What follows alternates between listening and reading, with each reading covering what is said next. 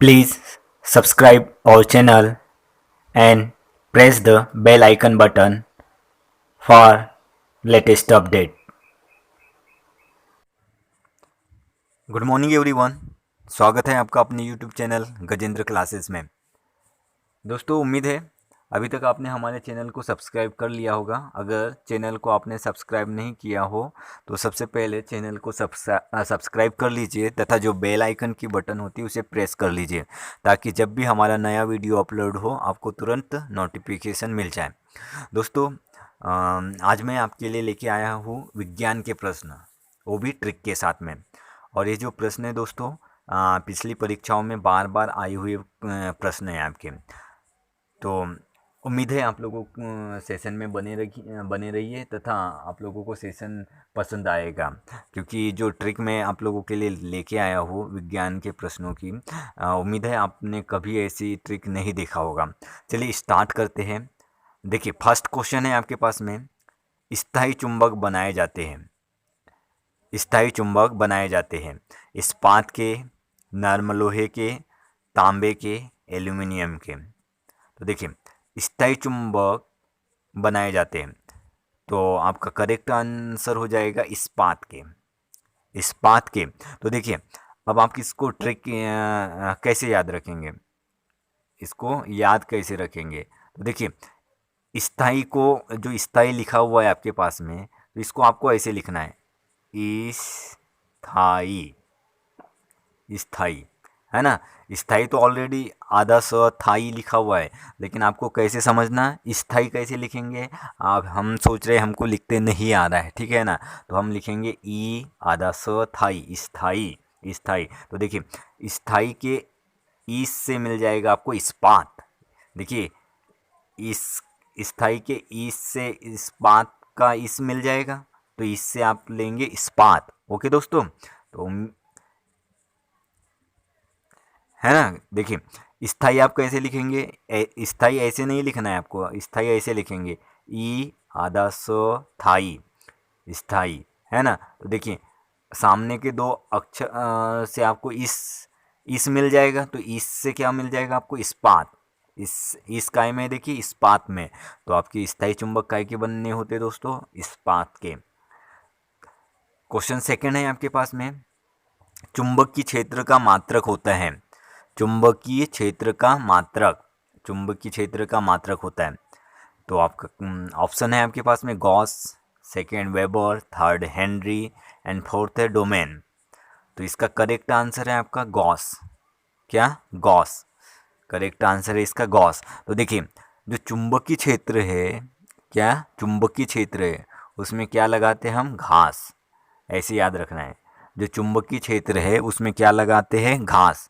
चुंबकीय क्षेत्र है ना, क्षेत्र है, एरिया है एक, उसमें क्या लगाते हैं हम? घास। तो चुंबकीय क्षेत्र का मात्रक हो जाएगा आपका गॉस। तो घास, घास से आपको रिलेट कराना है गॉस दोस्तों। ओके, तो चुंबकीय क्षेत्र में क्या लगाया जाता है? चुंबकीय क्षेत्र में, चुंबकीय क्षेत्र में क्या लगाया जाता है? घास। चुंबकीय क्षेत्र, एक क्षेत्र चुंबकीय, उसमें क्या लगाते हैं? घास। तो घास से आपको रिलेट कराना है गॉस, तो चुंबकीय क्षेत्र का मात्रक हो जाएगा आपका गॉस। थर्ड क्वेश्चन है आपके पास में, चुंबकीय फ्लक्स का मात्रक है। चुंबकीय फ्लक्स का मात्रक है, चुंबकीय फ्लक्स। तो देखिए, फ्लक्स में आपको दिख रहा है फल, क्या दिख रहा है? फल।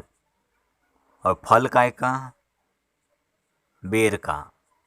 काय का दोस्तों? बेर का। तो बेर से देखिए आपको रिलेट करना है वेबर। ओके, चुंबकीय फ्लक्स में आपको क्या दिख रहा है? फल। देखिए, चुंबकीय फ्लक्स के, फ्लक्स में आपको फल दिख रहा है, फल। फल काय का? बेर का। फल काय का दोस्तों? बेर का। तो बेर से बर लेना है, तो देखिए बर काय में? वेबर में। तो आपका करेक्ट आंसर हो गया जाएगा, चुंबकीय फ्लक्स का मात्रक है वेबर। है ना दोस्तों, आप लोगों को उम्मीद है आप लोगों को चीज़ें पसंद आ रही है। बहुत ही आसान ट्रिक्स है दोस्तों, है ना। देखिए, चुंबकीय फ्लक्स का मात्रक क्या है? तो फल से आपको, फल कौन सा? बेर का। तो बेर काय में दिख रहा है, बेर से बर लेना है, तो बर से वेबर। फोर्थ क्वेश्चन है आपके पास में, अस्थायी चुंबक बनाए जाते हैं। अस्थायी, अस्थायी चुंबक बनाए जाते हैं? तो आपके पास में ऑप्शन है इस्पात के, नरम लोहे के, तांबे के, चांदी के। तो देखिए, आप लोगों को हमेशा दोस्तों स्थायी और अस्थायी में कंफ्यूजन होता है, स्थायी और अस्थायी में, स्थायी और अस्थायी में, है ना।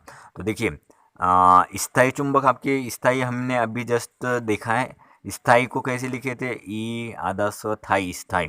तो स्थायी से इससे इस्पात मिला था हमको, तो स्थायी चुंबक तो आपकी बने होते का कि इस्पात के, तो इस्पात आपका तो आंसर हो नहीं सकता था, ठीक है ना। तो अस्थायी चुंबक काय के बने होते हैं आपका करेक्ट आंसर इसमें नर्म लोहे तो है। तो देखिए, नर्म लोहे को आप इसको कैसे रिलेट कराएंगे, जो अस्थायी है, तो जो अस्थायी पर्सन है ना, तो अस्थायी पर्सन है, अस्थायी पर्सन इसलिए है, वो कठोर नहीं है, कैसे, नरम है, अस्थायी चुंबक। तो अस्थायी क्यों है, क्योंकि वो क्या है, नरम। अस्थायी क्यों है, क्योंकि वो नरम है। अस्थायी अस्थायी क्यों है, क्योंकि वो क्या है, नरम है। ओके, अस्थायी क्यों है दोस्तों वो, क्योंकि वो नरम है। तो नरम से आपको लेना है नरम लोहे के।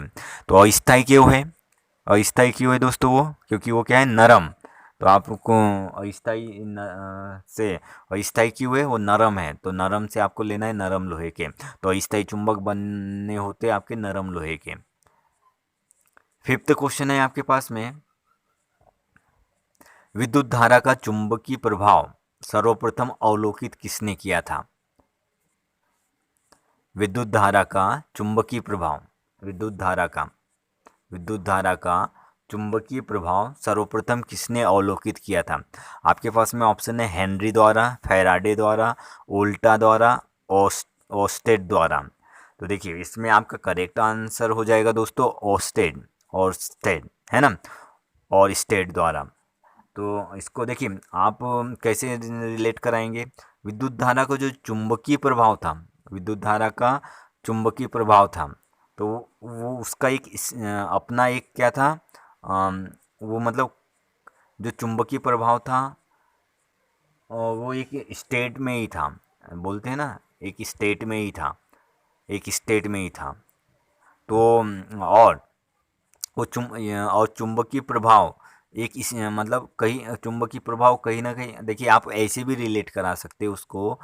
देखिए, एक तो आपके पास हो गए विद्युत धारा का जो चुंबकीय प्रभाव था, उसका एक स्टेट था, क्या था, स्टेट। चुंबकीय प्रभाव, जो चुंबकीय प्रभाव था उसका एक स्टेट था। तो स्टेट से आप कहाँ क्या दिख रहा है, देखिए स्टेट, तो स्टेट काय में दिख रहा है, और स्टेट में। तो इससे आपने पहले तो इससे रिलेट करा दी। फिर सेकेंड थिंग आप सेकेंड तरीका है, आप ऐसे भी रिलेट करा सकते हैं, विद्युत धारा का चुंबकीय प्रभाव। तो देखिए, विद्युत धारा का चुंबकीय प्रभाव था, वो कहीं ना कहीं क्या था, हुआ होगा, विद्युत धारा का चुंबकीय प्रभाव उसका एक कुछ एरिया रहा होगा, वहीं पे पता चल रहा था विद्युत धारा का चुंबकीय प्रभाव, ठीक है ना। तो वो वहाँ पे क्या कर रहा था, रह रहा था, जो चुंबकीय प्रभाव क्या हो रहा था, वहीं पे रह रहा था। तो रहना को इंग्लिश में बोला जाता है स्टे। क्या बोला जाता है दोस्तों, स्टे। तो स्टे देखिए काय में दिख रहा है, और स्टेट में, काय में दिख रहा है, और स्टेट में। तो आप ऐसे भी रिलेट करा सकते हो, विद्युत धारा का चुंबकीय प्रभाव कहीं ना कहीं तो दिख रहा था, रह रहा था, रहना रहना रहना मीन्स होता है स्टे, रहना मीन्स होता है दोस्तों, रहना मीन्स होता है आपका स्टे, क्या, रहना मीन्स होता है आपका स्टे। तो स्टे काय में दिख रहा है, और स्टेट में। तो विद्युत धारा का चुंबकीय प्रभाव सर्वप्रथम किसने स्टेट किया था, और स्टेट ने, किसने, और स्टेट ने, कोई ना कोई स्टेट में तो दिख ही रहा था, और स्टेट, ओके, और स्टेट में।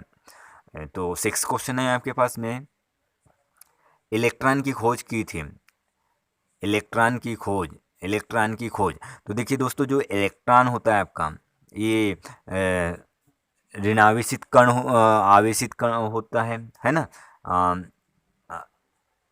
इलेक्ट्रॉन जो होता है आपका ऋणावेशित होता है, और जो ये इलेक्ट्रॉन होता है दोस्तों, ये बहुत ज़्यादा अपनी कक्षा में क्या होता है, चक्कर लगाते रहता है, बहुत ज़्यादा।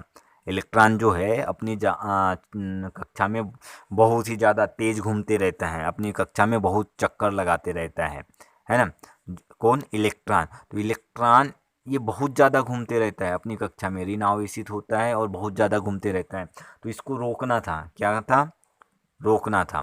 तो रोकना को इंग्लिश देखिए दोस्तों, रोकना को मराठी में बोला जाता है थाम। क्या? थाम। रोकना। जो इलेक्ट्रॉन है अपनी कक्षा में बहुत ज़्यादा घूमता है दोस्तों, तो उसको रोकना था। रोकना तो को मराठी में बोला जाता है थाम। तो थाम से आपको मिल जाएगा थामसन, है ना जो। तो आप कैसे रिलेट कराएंगे दोस्तों? देखिए, इलेक्ट्रॉन जो है अपनी कक्षा में बहुत ज़्यादा रोटेट हो रहा था, तो उसको रोकना था। तो रोकना को मराठी में बोला जाता है दोस्तों थाम। तो थाम से आप ले सकते थामसन। तो इलेक्ट्रॉन की खोज किसने की थी? थॉमसन ने। सेवेंथ है आपके पास में, न्यूट्रॉन की खोज किसने की थी? न्यूट्रॉन की खोज किसने की थी? तो आपके पास ऑप्शन है रदरफोर्ड, थॉमसन, चैडविक, न्यूटन। तो देखिए, जो न्यूट्रॉन होता है दोस्तों, है ना, न्यूट्रॉन ये उदासीन कण होता है। क्या होता है? उदासीन। न्यूट्रॉन क्या होता है आपका? उदासीन कण होता है। इस पे कोई आवेश नहीं होता है, बेचारा उदासीन होता है ना। न्यूट्रॉन पर कोई आवेश नहीं होता है, ये उदासीन होता है। उदासीन उदासीन इसलिए होता है क्योंकि ये वीक है दोस्तों। क्या है? वीक, कमज़ोर है। तो वीक देखिए किस में दिख रहा है आपको? चैडविक में, है ना। न्यूट्रॉन की खोज किसने की थी? तो देखिए, जो न्यूट्रॉन है, न्यूट्रॉन क्या है आपका? उदासीन कण है। क्या? उदासीन। उदासीन क्यों है? क्योंकि वो क्या है दोस्तों? उदासीन क्यों है? क्योंकि वो क्या है? वीक है। वीक, कमज़ोर है। कमज़ोर है, वीक है, इसलिए उदासीन है। न्यूट्रॉन आपका उदासीन कण है। उदासीन क्यों है? क्योंकि वो वीक है दोस्तों, कमज़ोर है। वीक देखिए किस में? चैडविक में। तो न्यूट्रॉन की खोज किसने की थी आपकी? चैडविक ने। चलिए, एट्थ है आपके पास में, क्यूरी किसकी इकाई है? क्यूरी किसकी इकाई है? क्यूरी किसकी इकाई है? तो आपके पास में ऑप्शन है इसका, रेडिएक्टिव धर्मिता, ऊष्मा, ऊर्जा, तापक्रम। तो आपका करेक्ट आंसर है इसमें रेडियोएक्टिव धर्मिता। रेडियोएक्टिव धर्मिता। तो देखिए, आप इसकी ट्रिक मतलब इसको याद रखेंगे दोस्तों कैसे? जो है ना, रेडिएक्टिव धर्मिता की इकाई है क्या? क्यूरी। तो देखिए, तो आपने किसी को कहा, देखिए क्यों वो मतलब कोई मान लो कोई लड़की है ना, कोई लड़की, वो काय में सक्रिय हो गई? क्या काय में एक्टिव हो गई? रेडियो पर। रेडियो पर एक्टिव हो गई। काय पर? रेडियो पर एक्टिव हो गई। रेडियो पर एक्टिव हो गई। रेडियो, ठीक है। एक लड़की थी, ठीक है, एक लड़की थी, तो वो काय पे? रेडियो पे। रेडियो पे एक्टिव हो गई। रेडियो पे एक्टिव हो गई। तो उसकी दूसरी सहेली ने उसको वो कहा, क्यों रे? क्यों रे रेडियो पे एक्टिव हो गई, है ना। क्यों रे रेडियो पर एक्टिव हो गई। क्यों रे रेडियो पर एक्टिव हो गई। तो क्यों रे से क्यूरी लेना है दोस्तों। क्यों रे से आप क्या लेंगे? क्यूरी। और रेडियो पर एक्टिव से रेडियो एक्टिव। ओके, बहुत ही आसान ट्रिक है दोस्तों। देखिए, क्यूरी किसकी इकाई है? रेडियो एक्टिव धर्मिता। तो देखिए, आप इसको ऐसे रिलेट कराएंगे, एक लड़की थी, है ना, तो वो काय पे एक्टिव है? रेडियो पर। काय पे एक्टिव है? रेडियो पर एक्टिव है। रेडियो पर एक्टिव है। तो उसकी दूसरी सहेली ने उसको क्या कहा? क्यों रे रेडियो पर एक्टिव है। क्यों रे रेडियो पर एक्टिव है। तो क्यों रे से क्यूरी, रेडियो एक्टिव से रेडियो एक्टिव धर्मिता। तो यकीन मानिए दोस्तों, आपने ऐसे रिलेट करा दिए तो आपको कभी भी अगर मतलब आपके पास में ऑप्शनल क्वेश्चन आ जाएंगे, है ना, तो विकल्प वाले क्वेश्चन आएंगे तो आप कभी उसको रॉन्ग कर ही नहीं सकते। तो क्यूरी किसकी इकाई है? रेडियो एक्टिव धर्मिता। तो आपको जल्दी से, आपने अगर ऐसे देखा है ना, तो यकीन मानिए दोस्तों, आपको कभी मतलब कन्फ्यूज़न होगा ही नहीं। तो देख, आपको जल्दी से याद आएगा, एक लड़की थी, वो रेडियो पर क्या थी? एक्टिव थी। तो दूसरी सहेली ने क्या कहा उसको? क्यों रे रेडियो पर एक्टिव है क्या? क्यों रे रेडियो पर। तो क्यू क्यों रे से क्यूरी, और रेडियो एक्टिव से रेडियो एक्टिव धर्मिता। चलिए, नेक्स्ट क्वेश्चन है आपके पास में दोस्तों, एक भारी नाभिक के दो हल्के नाभिकों में टूटने की प्रक्रिया को क्या कहा जाता है? एक भारी नाभिक के दो हल्के नाभिकों में टूटने की प्रक्रिया को क्या कहा जाता है? तो आपके पास में ऑप्शन है, नाभिकीय संलयन, नाभिकीय विखंडन, द्रव्यमान क्षति, रेडिएक्टिव विघटन। तो देखिए, जो एक भारी नाभिक है, भारी नाभिक है, तो ये दो हल्के नाभिकों में टूट जाता है। मतलब एक भारी नाभिक है और वो दो हल्के नाभिकों में टूट रहा है, मतलब नाभिक का क्या हो रहा है, खंडन हो रहा है। क्या हो रहा है, नाभिक का क्या हो रहा है, खंडन। तो नाभिक के खंडन से याद रखना है नाभिकीय विखंडन। नाभिक, ठीक है ना दोस्तों। देखिए एक भारी नाभिक है, ये एक भारी नाभिक है, वो दो हल्के नाभिकों में टूट रहा है ना। ये एक भारी नाभिक है, एक भारी नाभिक है, वो दो हल्के नाभिकों में टूट रहा है। मतलब एक भारी नाभिक का क्या हो रहा है, खंडन हो रहा है। भारी नाभिक का क्या हो रहा है, खंडन हो रहा है, खंडन। तो खंडन से देखिए काय में मिल रहा है, विखंडन में। और नाभिक से नाभिकीय याद रखना है। तो जो भारी नाभिक है दो हल्के नाभिकों में क्या हो रहा है, खंडित हो रहा है, खंडन हो रहा है, उसका क्या हो रहा है, खंडन हो रहा है। तो आपका करेक्ट आंसर हो जाएगा, एक भारी नाभिक दो हल्के नाभिकों में टूटने की प्रक्रिया को क्या कहा जाता है दोस्तों। देखिए एक भारी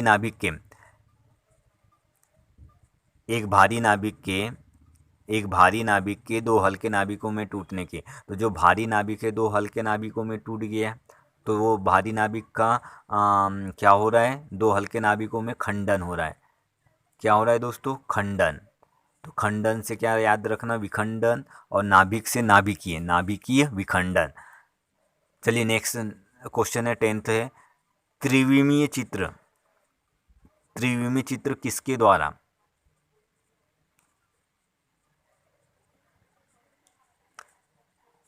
10th क्वेश्चन है दोस्तों आप लोगों के पास में।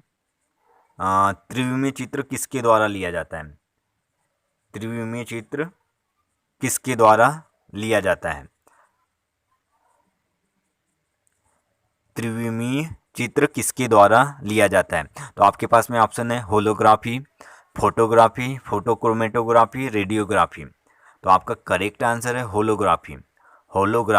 तो देखिए आपको इतना तो पता होगा दोस्तों। देखिए एक विमीय मतलब एक दिशा में, द्विविमीय मतलब दो दिशाओं में, और त्रिविमीय मतलब तीन दिशाओं में, है ना, 3 डायमेंशनल। तो जो चित्र है तीनों दिशाओं में, त्रिविमीय चित्र किसके द्वारा लिया जाता है। तो वो आपका आंसर तो होलोग्राफी। तो त्रिविमीय चित्र लेना था दोस्तों, तीनों दिशाओं का चित्र लेना था आपको, तीनों दिशाओं का चित्र लेना था। तो क्या हुआ, तीनों दिशाओं का चित्र आ रहा है कि नहीं, है ना। तो उसको क्या, किसी ने कहा हेलो तीनों दिशाओं का चित्र आ रहा है कि नहीं, है ना। तीन दिशाओं का, किसी ने कहा हेलो तीनों, क्या किसी ने कहा, है ना, कोई पर्सन था, उसने कहा हेलो तीनों दिशाओं का चित्र आ रहा है कि नहीं, हेलो तीनों दिशाओं का चित्र आ रहा है कि नहीं। तीनों दिशाओं से आपका त्रिविमीय चित्र हो जाएगा। और हेलो से क्या याद रखना है दोस्तों, होलोग्राफी। बहुत ही आसान ट्रिक है दोस्तों। देखिए त्रिविमीय चित्र किसके द्वारा लिया जाता है ना। तो आपका आंसर है होलोग्राफी। तो त्रिविमीय मतलब तीनों दिशाओं में। तो किसी ने कहा तीनों दिशाओं का चित्र आ रहा है कि नहीं, तीनों दिशाओं का, हेलो तीनों दिशाओं का चित्र आ रहा है कि नहीं। तो हेलो से लेना है दोस्तों होलोग्राफी, हेलो से क्या लेना है, होलोग्राफी। और तीनों दिशाओं से त्रिविमीय, तो त्रिविमीय चित्र किसके द्वारा लिया जाता है, होलोग्राफी। तो चलिए दोस्तों, आज मैं आप लोगों के लिए 10 इम्पॉर्टेंट क्वेश्चन लेके आया था, वो भी ट्रिक के साथ में। और ये जो क्वेश्चन है दोस्तों बार बार आपके एग्ज़ामों में रिपीट हुए क्वेश्चन है, और जिनको मैं ट्रिक के माध्यम से आप लोगों के सामने लेकर आया था। और उम्मीद है आप लोगों को सेशन पसंद आया होगा। और सेशन पसंद आया होगा तो प्लीज़ आप एक लाइक, जो अंगूठे वाली बटन होती है उसे प्रेस कर लीजिए। और चैनल को अभी तक अगर आपने सब्सक्राइब नहीं किया हो तो चैनल को सब्सक्राइब कर लीजिए, तथा जो बेल आइकन की बटन होती है उसे प्रेस कर लीजिए, ताकि जब भी हमारा नया वीडियो अपलोड हो आपको तुरंत नोटिफिकेशन मिल जाए। और दोस्तों ज़्यादा से ज़्यादा इसे अपने दोस्तों में शेयर कीजिए। और दोस्तों कमेंट कीजिए कि आपको वीडियो कैसे लग रहे हैं, है ना। तो इसके बाद में ये साइंस का आपका पार्ट 1 था, आपके साथ में मैं पार्ट वाइज चीज़ें वो भी ट्रिक के साथ में लेकर आते रहूँगा। Thanks for watching.